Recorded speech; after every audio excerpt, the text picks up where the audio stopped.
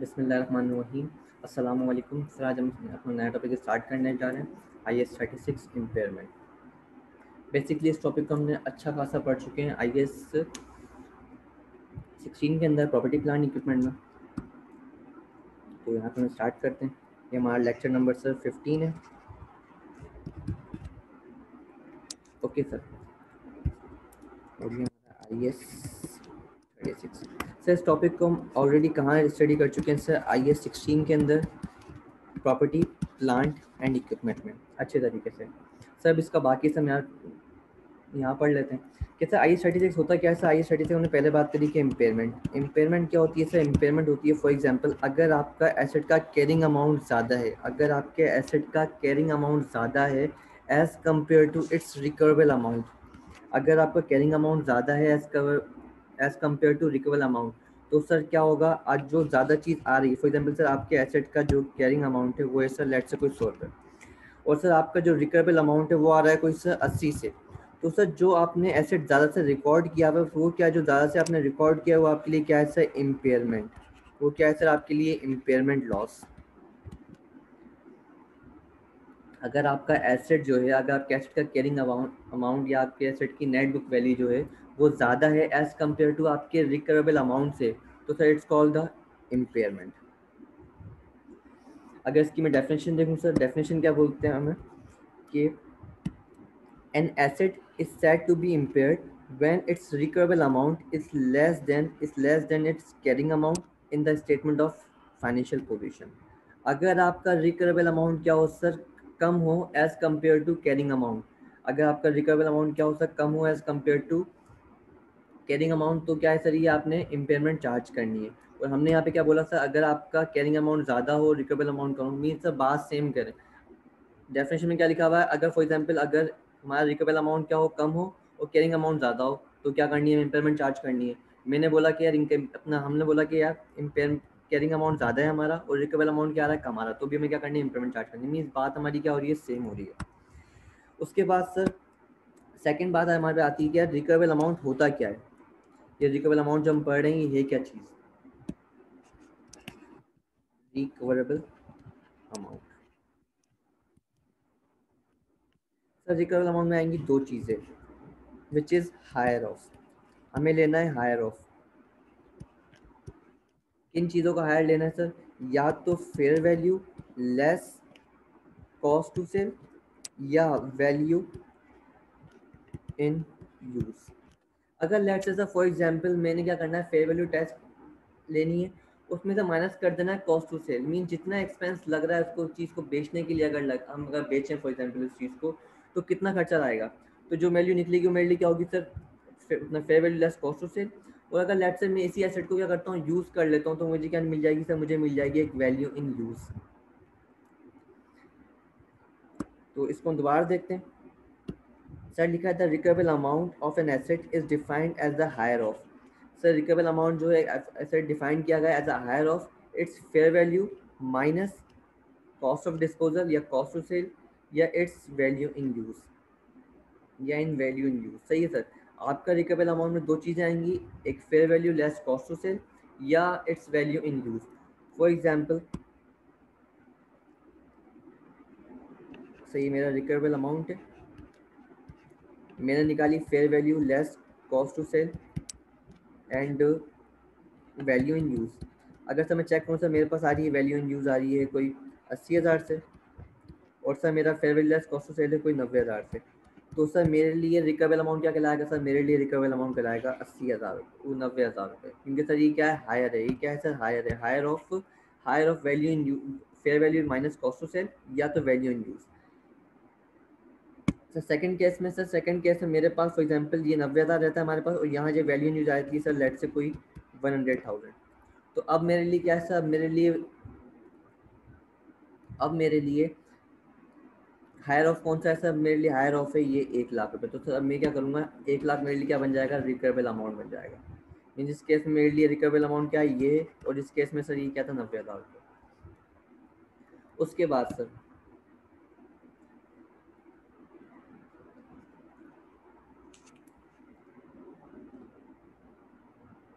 हम पहले बात कर लेते हैं इसकी कि fair value less cost of sale क्या होती है सर? फेयर वैल्यू क्या होगी?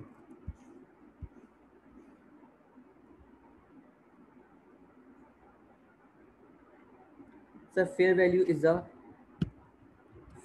is a normally market value. Yes, a fair value क्या होगी? Normally market value. If no market exists, it may be possible to estimate the amount that the entity could obtain from the disposal. कि अगर let's से मैं इस asset को बेचता हूँ तो कितने का जा रहा है, अगर कोई एक्टिव मार्केट नहीं है आपके पास तो क्या होगी? आपके लिए फेयर वैल्यू बन जाएगी। उसके बाद सर लिखा है डायरेक्ट कॉस्ट। जो हमने बोला कि कॉस्ट ऑफ सेल क्या लगेगी, तो डायरेक्ट सेलिंग कॉस्ट क्या है? Normally include legal cost. अगर सर आपको इसको बेचने के लिए कोई लीगल कॉस्ट पे करनी पड़ी, वो आपके लिए क्या कहलाएगी? कॉस्ट ऑफ सेल कहलाएगी। Sir cost of removing asset, आपने सर कोई डिसमेल्टिंग कॉस्ट पे करनी, वो आपके लिए क्या कहलाएगा सर? फॉर एग्जाम्पल वो सेलिंग एक्सपेंस कहलाएगा। या सर अगर लेट से आपको उसको बेचने के लिए कुछ खर्चा करना पड़ा तो वो आपके लिए क्या कहलाएगा? रिमूविंग कॉस्ट कहलाएगा। इसके अलावा सर टैक्सेस पेड, अगर आपको बेचने के लिए, अगर लेट से आपको कोई माल इंपोर्ट करो, बेचने के लिए आपने माल उसको बेचा तो उसको इंपोर्ट टैक्सेस वगैरह पे करने पड़े तो आप क्या करोगे? वो भी कॉस्ट ऑफ सेल का पार्ट बनाओगे। उसके अलावा लिखा था cost necessary to bring the asset into condition to be sold. अगर सर मेरा एसेट कुछ ज़्यादा ही क्या हो चुका है, ऐसा ख़राब हो चुका है, ऐसा मतलब डैमेज हो चुका था अच्छा खासा, जिसको मुझे बेचने के लिए कुछ खर्चा करना पड़ेगा, तो वो मेरे लिए क्या कहलाएगा सर? कॉस्ट ऑफ सेल कहलाएगा, क्योंकि इसके बिना मेरा एसेट मार्केट में सेल नहीं हो सकता। तो वो भी मेरे लिए क्या है सर? कॉस्ट ऑफ सेल है। मीन्स कॉस्ट ऑफ सेल में क्या चीज़? तीन चीज़ आ जाएंगी, ये चार चीज़ आ जाएंगी। Legal cost, cost of removing asset, taxes paid, and the cost necessary bring the asset into the condition to be sold.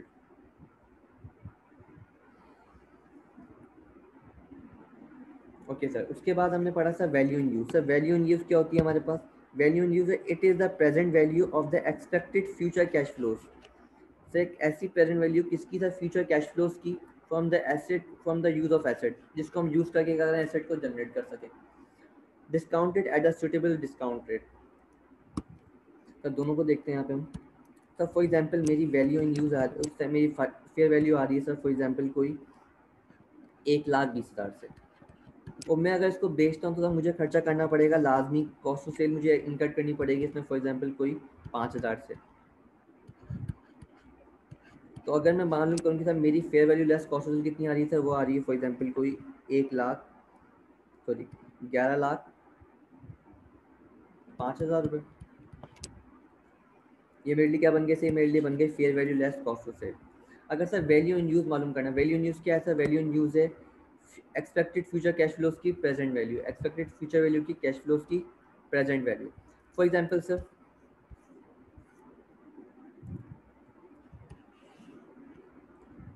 सही ईयर जीरो में मैंने एसेट परचेज किया फॉर एग्जांपल कोई 1,50,000 का, और सर यहाँ पे ईयर एंड पे आके ईयर फर्स्ट के अंदर मैंने क्या करी? इसको डेप्रिसिएशन चार्ज करी, मैंने डेप्रिशिएट किया इसको लेट से फॉर एग्जांपल सर कोई 30,000 से। तो सर आज मेरे एसेट की कैरिंग वैल्यू कितनी है सर? आज मेरे एसेट की कैरिंग वैल्यू कितनी है? आज मेरे एसेट की डब्ल्यूडीवी कितनी है? आज मेरे एसेट की नेट बुक वैल्यू कितनी आ रही है सर? ये आ रही है कोई 1,20,000 रुपये। मेरे एसेट की कॉस्ट कितनी थी साल के स्टार्ट पे? 1,50,000 रुपये। और सर एक साल के बाद ईयर वन के एंड पे मेरे एसेट की डब्ल्यूडीवी कितनी आ रही है? मेरे एसेट का कैरिंग अमाउंट कितना आ रहा है सर? कोई 1,20,000 रुपये। अब अगर फॉर एग्जाम्पल सर मुझे इंडिकेशन हो रही है कि इम्पेयरमेंट वगैरह की, तो सर मैं क्या करूँगा? फ्यूचर कैश फ्लो फाइंड कर लेते हैं हम लोग कि फ्यूचर कैश फ्लो हम लोग अगर लेट से कि एक्सपेक्टेड है कि फ्यूचर कैश फ्लो ये होने वाले हैं, उसको हम फाइंड कर लेते हैं, मीन्स कैलकुलेट कर लेते हैं। लेट से सर ईयर 2, ईयर 3, ईयर 4,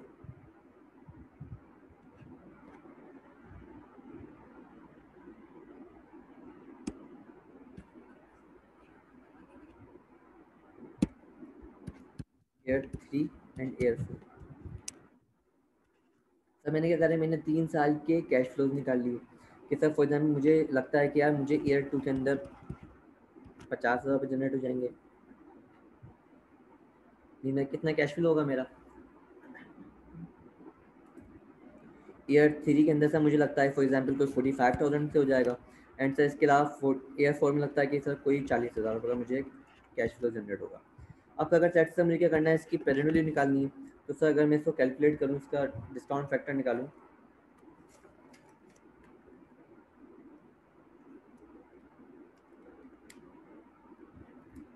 तो फॉर्मूला क्या होता है डिस्काउंट फैक्टर निकालने का? 1 divided by 1 plus I power N. तो अगर लेट्स से पहले मैंने अगर 10% में कैलकुलेट कर रहा हूँ तो पहले सर का कितना आएगा सर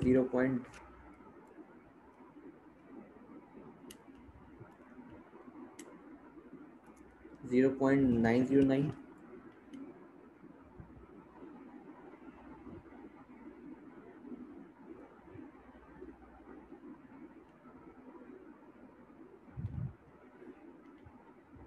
सर ईयर वन का आया 0.909।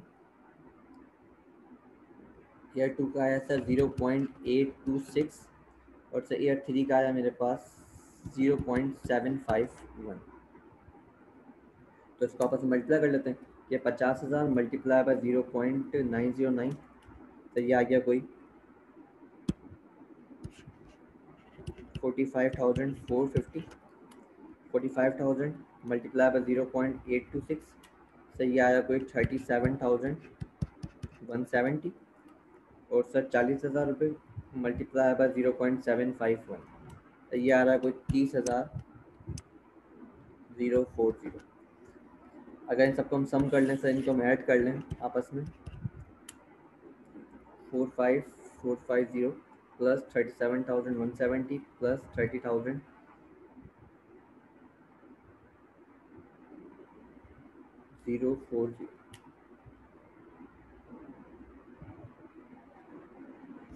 अब ये कितना आ रहा है सर, ये आ रहा है मेरे पास 1,00,000।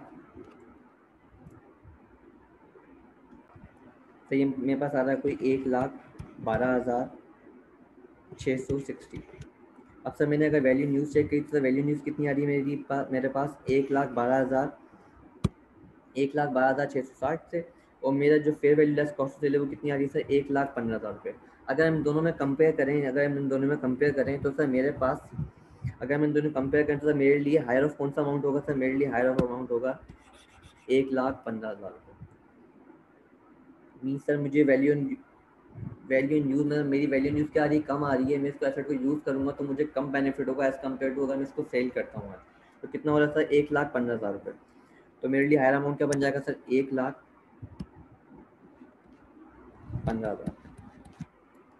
अब मुझे इसे कंपेयर करना है किसके साथ, कैरिंग अमाउंट के साथ। तो मेरा कैरिंग अमाउंट है सर कोई 1,20,000 से। और सर मेरे पास जो रिकवेबल अमाउंट आ रहा है वो है सर कोई 1,15,000 से। तो 5,000 से क्या हो रहा है सर, मैंने अपना एसेट 5,000 से ज़्यादा रिकॉर्ड किया हुआ। तो मुझे क्या करनी है, 5,000 से इम्पेयरमेंट चार्ज करनी है। इसकी एंट्री बना लेंगे सर हम लोग, impairment loss debit and PP credit.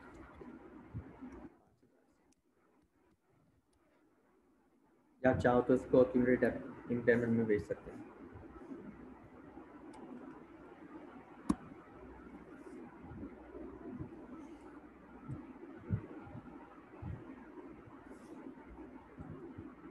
यहाँ तक हम लोगों ने बात पढ़ी।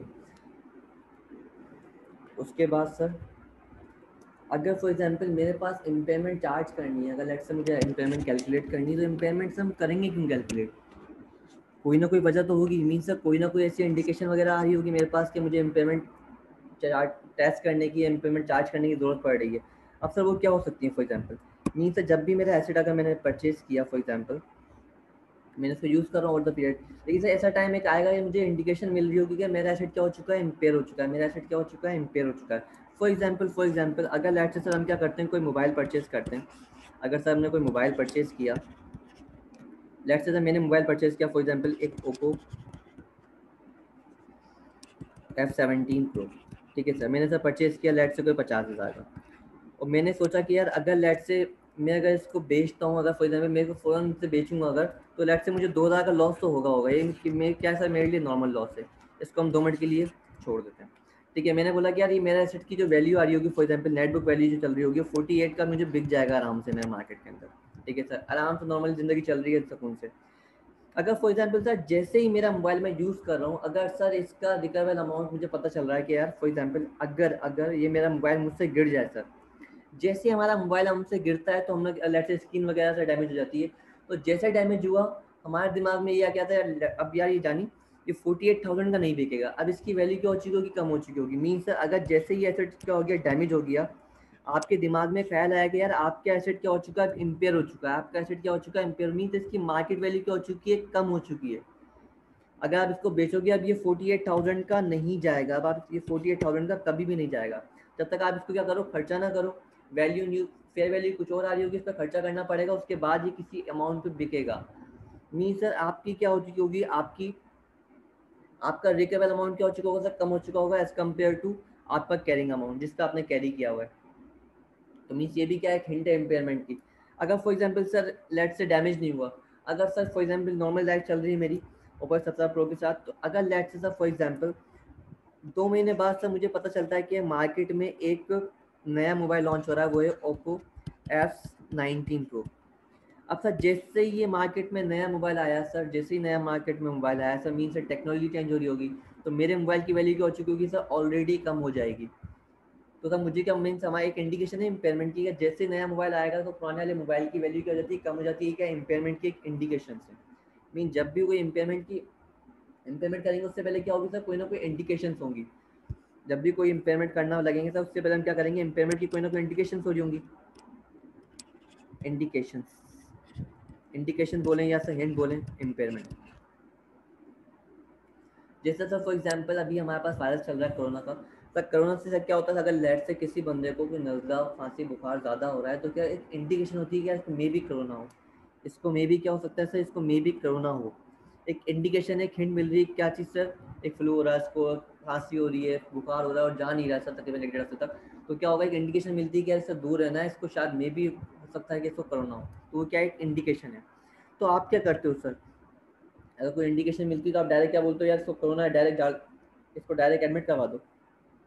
नहीं सर, हम क्या करेंगे, उसमें कोई ना कोई इम्पेयरमेंट टेस्टिंग कर रहे होते हैं, मीन्स उससे टेस्ट वगैरह करवाते हैं, क्या लेट से पॉजिटिव आता है नेगेटिव आता है, हम क्या करेंगे सर, इम्पेयरमेंट टेस्टिंग करेंगे। जैसे आपको हिंट मिली, अगर आपको हिंट लग रही है कि यार इम्पेयरमेंट हो सकती है यहाँ पे, तो आप क्या करोगे, सबसे पहले इम्पेयरमेंट टेस्ट करोगे। जैसे हमने कोविड का बताया एग्जाम्पल के तौर पर,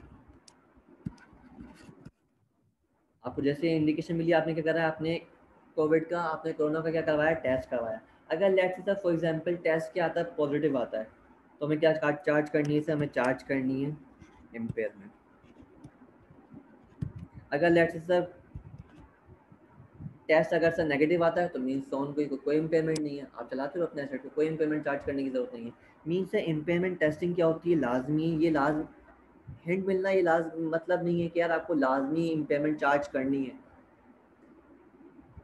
अगर फॉर एग्जाम्पल सर मेरा मोबाइल गिरता और सर लेट से मैं जैसे गिरा, मैंने बोला कि यार ये इसकी मार्केट वैल्यू कम हो गई, लेकिन अगर फॉर एग्जाम्पल इसमें कोई 1,000 खर्चा करने के बाद मुझे पता है कि मार्केट वैल्यू यही चल रही है, स्टेबल है, तो मीन्स इम्पेयरमेंट लाजमी नहीं कि इम्पेयरमेंट करेंगे हम लोग, क्योंकि एक इंडिकेशन थी मोबाइल गिरना, मोबाइल का डैमेज होना, एक इंडिकेशन है कि यार मोबाइल की वैल्यू कम हो जाए, मे बी ना हो।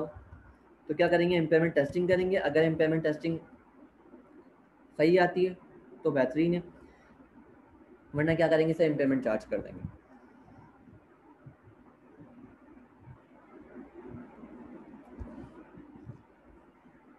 तो ये क्या थी, इम्पेयरमेंट की इंडिकेशंस थी।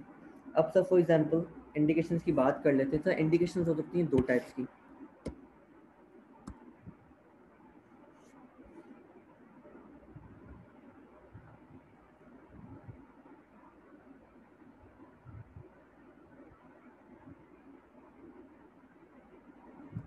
जैसे जो बात मैंने अभी यहाँ बोली कि an entity must carry impairment review when the evidence and the indications that the impairment may have occurred means sir for example अगर आपके पास आपके पास इंडिकेशन मिल रही होगी, तो आप क्या करोगे, इम्पेयरमेंट को कोई ना कोई इम्पेयरमेंट होगा, कोई एविडेंस वगैरह मिल रहा होगा आपको, तो आप क्या करोगे, इम्पेयरमेंट अकर करोगे। At the end of the each reporting period an entity should assess the whether there is an indication of the impairment whether have might occurred. If such indications exist, the entity must estimate the recoverable amount of an asset in order to establish whether the impairment has occurred, and if so the amount of impairment. Means अगर कोई late से indication मिलती है, अगर वो वाकई में exist करती है, तो हम क्या करेंगे, रिकवेबल अमाउंट क्या करते हैं, एस्टिमेट करते हैं और अपने एसेट को उस रिकवेबल अमाउंट में लेके आते हैं, अगर कम आ रहा है कैरिंग अमाउंट से। तो उसके बाद सर ये इंडिकेटर से इम्पेयरमेंट के सर दो सोर्सेज है हमारे पास, एक इंटरनल सोर्स है, एक एक्सटर्नल सोर्स है।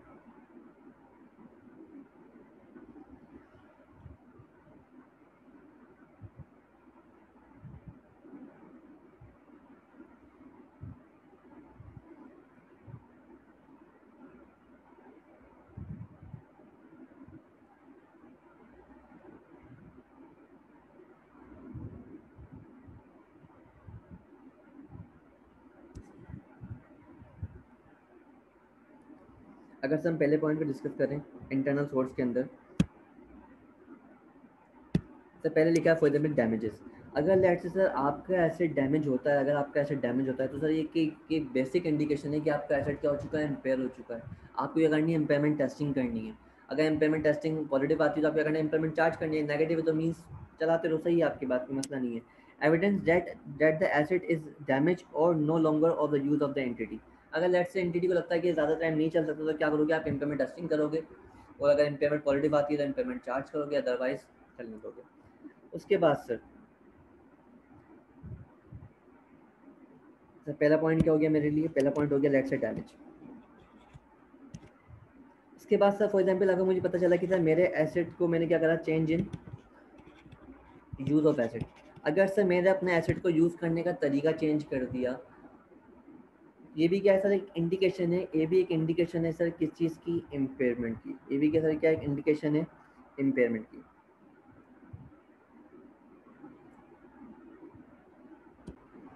ओके सर, नेक्स्ट पॉइंट क्या है sir, for example plan to sell an asset.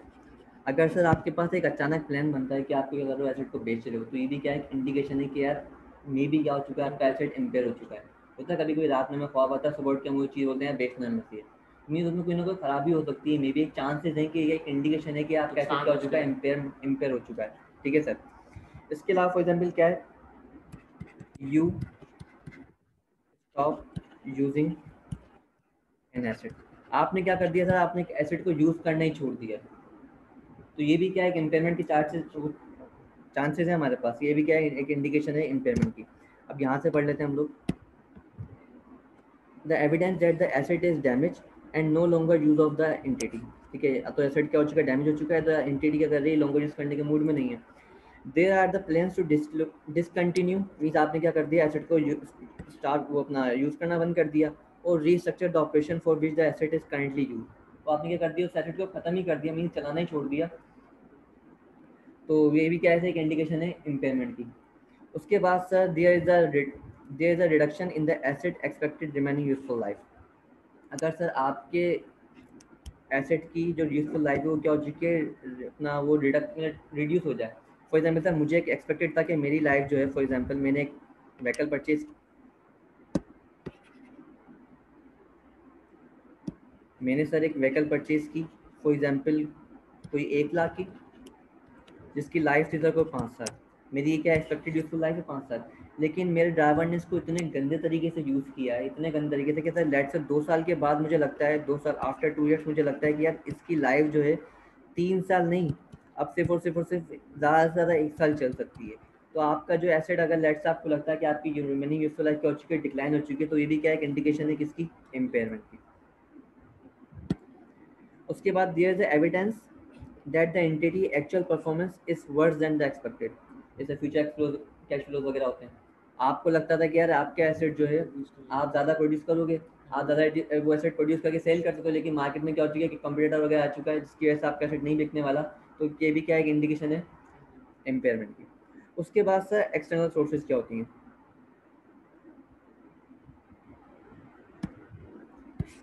Sir for example आपके पास क्या, आपके पास टेक्नोलॉजी चेंज हो गई सर, आपके पास एक टेक्नोलॉजी चेंज हो गई तो मीन्स आपका एसेट क्या हो चुका है, इम्पेयर हो चुका है, मे बी चांसेस है उसके इम्पेयरमेंट होने के। फॉर एग्जांपल जैसे यार पहले नोकिया ने अपनी टेक्नोलॉजी को चेंज नहीं किया, नोकिया कंपनी की मानी जाने वाली कंपनी थी, लेकिन अगर लेट्स से फॉर एग्जांपल अगर टेक्नोलॉजी अपनी टेक्नोलॉजी को चेंज कर लेती तो वो भी आज मार्केट में क्या करती, एग्जिस्ट कर रही होती। लेकिन वो टेक्नोलॉजी उसने चेंज नहीं करी, जैसे एंड्रॉइड सिस्टम वगैरह आया तो उसने एक वो इसके बाद एक चांसेस था कि आपका एसेट क्या हो चुका है, इम्पेयर हो चुका है। मीन्स अगर टेक्नोलॉजी क्या हो चुकी है, चेंज हो जाए, तो ये भी क्या हो, इंडिकेशन है किसकी, इम्पेयरमेंट की। अगर टेक्नोलॉजी चेंज हो जाए तो ये एक इंडिकेशन है ना इम्पेयरमेंट की।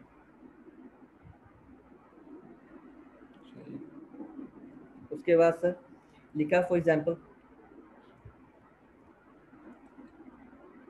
यहाँ से पढ़ते हैं, N expected decline in the asset market value. अगर मार्केट वैल्यू क्या हो जाए एसेट की कम हो जाए तो वो भी क्या है, एक इंडिकेशन है इम्पेयरमेंट की। या सर आपका क्या कंपटीटर वगैरह मार्केट में कोई एसेट लॉन्च कर दे, जैसे सर फॉर एग्जाम्पल मेरे पास जो है, मेरे पास ओप्पो S17 था, जैसे ही मार्केट में S19 आया, मेरे पास एक इंडिकेशन है कि मेरा एसेट क्या हो चुका है, इम्पेयर हो चुका है, क्योंकि मेरे मार्केट वैल्यू क्या हो चुकी होगी, चेंज हो चुकी होगी। मेरे एसेट की मार्केट वैल्यू क्या हो चुकी है, कम हो चुकी है, जैसे 19 आया। उसके बाद sir the significant change in the technology, अगर टेक्नोलॉजी चेंज हो जाए या मार्केट इकोनॉमिक फैक्टर और the laws and the regulation that have the adverse effect of the company. अब सर एक ऐसी मार्केट वगैरह है जो क्या, फॉर एग्जांपल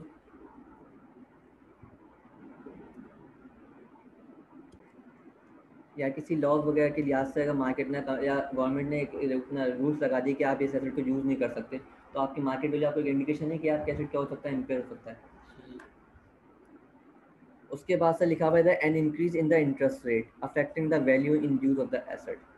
अगर आपका इंटरेस्ट रेट क्या हो जाए, इंक्रीज कर जाए, अगर आपका इंटरेस्ट रेट क्या कर जाए, इंक्रीज हो जाए, अगर आपका इंटरेस्ट रेट क्या कर जाए, इंक्रीज कर जाए, ये भी क्या एक इंडिकेशन है किसकी, इम्पेयरमेंट की। अब अपना इंटरेस्ट रेट इंक्रीज करने का मतलब क्या है सर, फॉर एग्जांपल जैसे हम लोगों ने यहाँ पे वैल्यू इन यूज कैलकुलेट किया, जैसे हम लोगों ने वैल्यू, अगर लेट्स से मेरा इंटरेस्ट रेट 10% से होकर 20% पे आ जाए, तो मेरी वैल्यू न्यूज क्या होगी, कम हो रही होगी। फॉर एग्जांपल ये कितना हो जाएगा, यहाँ पे हो जाएगा फॉर एग्जांपल 0.8 कर लो, दैट से ये 0.7 कर लो, 0.6 कर लेते हैं, ठीक है। तो ये इसमें वैल्यू यूज का मेरी कम आ रही होगी, यहाँ पे यहाँ और कम आ रही होगी, मीन्स मेरा वैल्यू न्यूज क्या हो जाएगी, और डिक्लाइन कर जाएगी। तो अगर वैल्यू न्यूज डिक्लाइन कर जाए इसका मतलब ये भी क्या है, इंडिकेशन है किसकी, इम्पेयरमेंट की।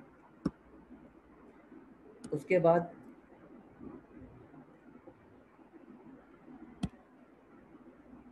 the company net assets have the higher carrying amount than the company's market capitalization, which suggests that the asset has the overvalue in the statement of financial position। अच्छा सर, अगर आपके asset के जो net asset हैं वो higher हैं किससे, आपके कैरिंग अमाउंट से, सॉरी आपके जो नेट एसेट हैं वो हायर देने किस, आपकी एसेट की कैरिंग अमाउंट है वो हायर देने किससे सर, मार्केट कैपिटलाइजेशन से। तो ये भी क्या है, एक इंडिकेशन है किसकी, इम्पेयरमेंट की। अब मार्केट कैपिटलाइजेशन क्या होती है पता है, नहीं पता। फॉर एग्जाम्पल सर मेरे एसेट, ये मेरे पास एस एस बना लेते हैं, एस एफ पी, ये मेरे एसेट आ रहे हैं, तो लेट से ये है कोई 1 लाख के, और यहाँ मेरे पास आ रही है कोई नीचे इक्विटी आ रही है, मैं शेयर होल्ड इक्विटी में क्या आ रहा होगा मेरे पास, शेयर कैपिटल या टोटल इक्विटी लिखी हूँ यहाँ पे मैं, शेयर कैपिटल वगैरह करते करते सब मिला के मुझे सब मेरे पास बन रही है कोई 70,000 से, और मेरे पास नीचे आ रही है लाइबिलिटी एक 30,000 से। हम पहले एक हम पहले पढ़ चुके हैं क्या, asset is equal to capital plus liability, ठीक है। मैंने बेसिक इक्वेशन ऑलरेडी पढ़ चुके हैं कि यार एसेट की डेफिनेशन क्या होती है, मतलब इक्वेशन क्या होती है अकाउंटिंग की, asset is equal to capital plus liability. अगर सर मैं देखूं कि फॉर एग्जांपल अगर मुझे एक एसेट को, इस पूरे बिजनेस को क्या करना है, एक्वायर करना है, तो मुझे क्या करनी है, सिर्फ और सिर्फ अगर मैं इक्विटी एक्वायर कर लूँ तो एक कंपनी को मैं ओन कर सकता हूँ, ठीक है, मैं होल्ड कर सकता हूँ इस कंपनी को। अगर फॉर मैं देखूँ कि इस कंपनी के टोटल शेयर्स हैं कितने, सर इस कंपनी के टोटल शेयर्स हैं फॉर एग्जाम्पल कोई 10,000 शेयर्स क्या किए हुए, इशू किए हुए, टोटल शेयर्स किसके कितने इस कंपनी के, 10,000 शेयर्स हैं, और इस कंपनी के मार्केट वैल्यू कितनी चल रही है पर शेयर की, ज़्यादा से ज़्यादा कितनी चल रही है, 5 रुपये। एक शेयर की कितनी प्राइस है, 5 रुपये प्राइस है, तो टोटल मुझे कितने पैसे पे करने हैं, 50,000। मीन्स अगर लेट से मैं इस मार्केट वैल्यू में परचेज करूँ तो मेरे एसेट को कितने पैसे पे करने हैं मुझे, सिर्फ और सिर्फ 50,000 रुपये। और आपने कितने पे रिकॉर्ड किया बस को, 70,000 पे। इट्स मीन कि आपका एसेट क्या हो चुका है, आपका एसेट इम्पेयर हो चुका है। आपने क्या किया हुआ, अपने एसेट को ओवरस्टेट किया हुआ है, आपने क्या करना है, इम्पेयरमेंट चार्ज करनी है। ये भी क्या एक इंडिकेशन है किसकी, इम्पेयरमेंट की।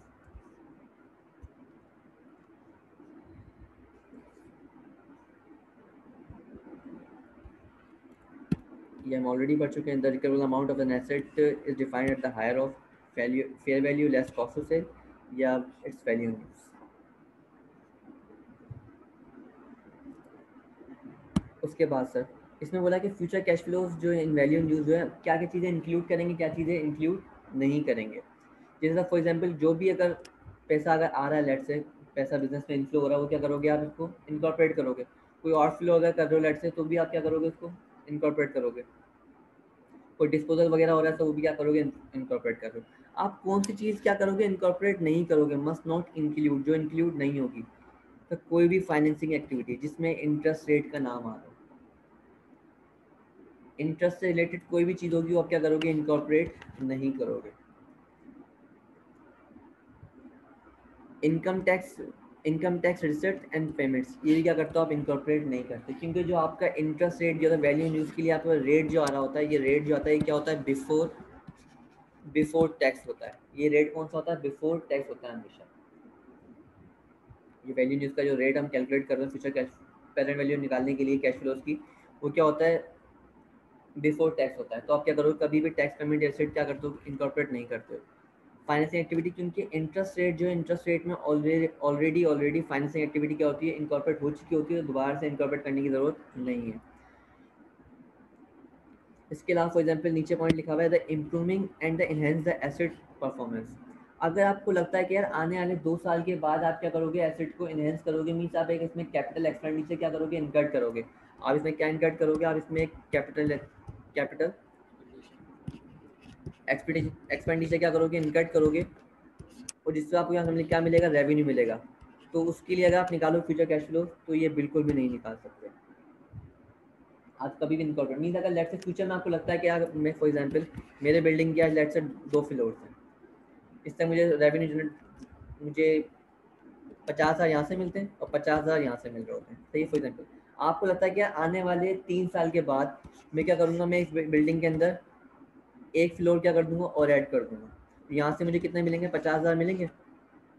तो अगर लेट्स आपको फ्यूचर के अंदर करना है एक्सपेंडिचर, तो आप क्या करोगे, इसको फ्यूचर में लोगे, अभी नहीं ले सकते आप। मीन्स फ्यूचर कैश फ्लो निकालते हुए आप कभी भी इस फैक्टर को इनकॉर्पोरेट नहीं करोगे। क्लियर है बात ना तक?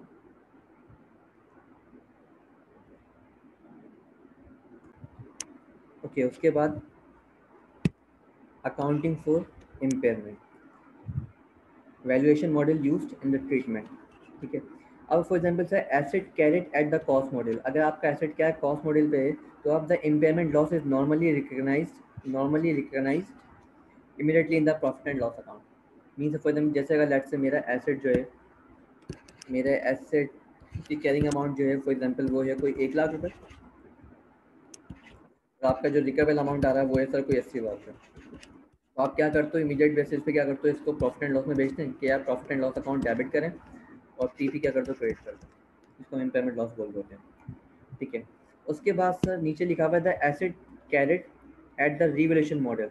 अगर एसेट क्या हो चुका है कि किस पे कैरी कर रहे हैं हम लोग, रिवैल्यूएशन मॉडल पे कैरी कर रहे हैं, the impairment loss is recognised in the revaluation surplus to extend that it is covered by the surplus, impairment not covered by the previously recognized surplus on the same asset is recognized in the profit and loss account। समझ में आ रहा है, नहीं आ रहा? ये बोल रहा है फॉर एग्जांपल सर आपके एसेट जो है, आपका एस जो आ रहा है फॉर एग्जांपल ये है कोई 100 रुपीज़ से, आपने क्या किया, आपने लास्ट ईयर अपने एसेट को, या फॉर एग्जांपल आपने क्या करा, आपने अपने एसेट को क्या करा, फेयर मार्केट वैल्यू पे रिकग्नाइज किया, कितने पे, लेट से ये कोई 1,20,000 से, तो आपने क्या किया, रिवैल्यूएशन सरप्लस परफॉर्म किया हो कितने से, 20 से, आपने एंट्री क्या पास की होगी, आपने एंट्री पास की होगी, पीपी को डेबिट किया होगा और रिवैल्यूएशन सरप्लस क्रेडिट कर दिया कितने से, 20 से। क्लियर है, ये आपके लिए भी क्या है, एसी है।